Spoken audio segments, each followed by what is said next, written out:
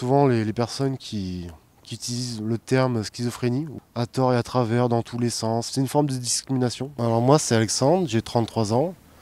Je travaille en tant que développeur. J'ai un diagnostic de schizophrène. J'ai fait un premier séjour à mes 14 ans en hôpital psychiatrique. J'ai fait une dépression à mes 23 ans. Et je suis parti en clinique privée. On m'a posé un premier diagnostic qui était psychotique atypique. Mettre un mot sur pourquoi je me sentais comme ça, un peu pour mieux me comprendre moi-même, ça m'a aidé. La schizophrénie est une maladie très hétérogène, c'est-à-dire qu'il va y avoir différents types de symptômes. Des symptômes qu'on appelle positifs parce qu'ils viennent en plus d'un fonctionnement normal, qui vont être par exemple des hallucinations, le délire, c'est-à-dire on va croire quelque chose qui est faux, on va penser qu'on nous veut du mal, on va penser qu'on est poursuivi. Ensuite, il y a des symptômes négatifs parce qu'ils viennent en moins d'un comportement normal.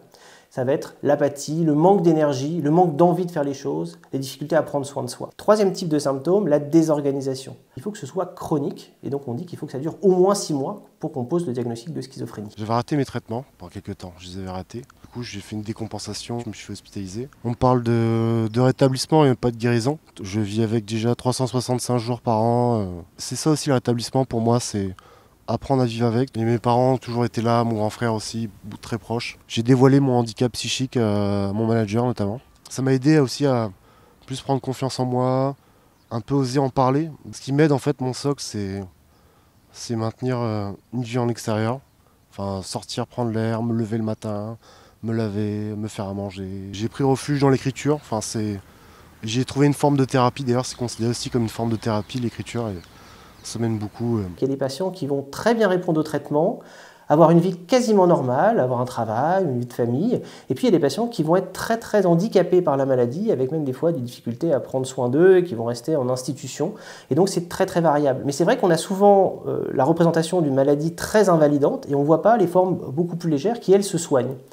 Plus on intervient tôt, meilleur sera le pronostic. Le mot schizophrène en fait fait peur en fait en soi, ou est connoté ou associé à de la violence.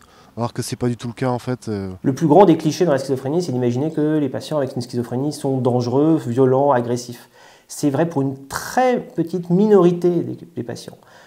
La plupart du temps, il n'y a pas ce type de symptômes, en tout cas pas quand le patient prend ses traitements.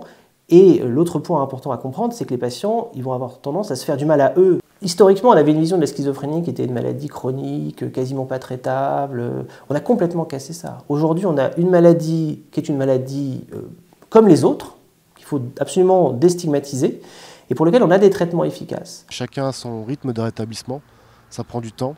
Il faut être conciliant avec soi-même. Pour briser ce tabou, en fait, il faut oser prendre la parole. Et moi, je pense que oui, les choses changent, les choses avancent, mais ça prend beaucoup de temps.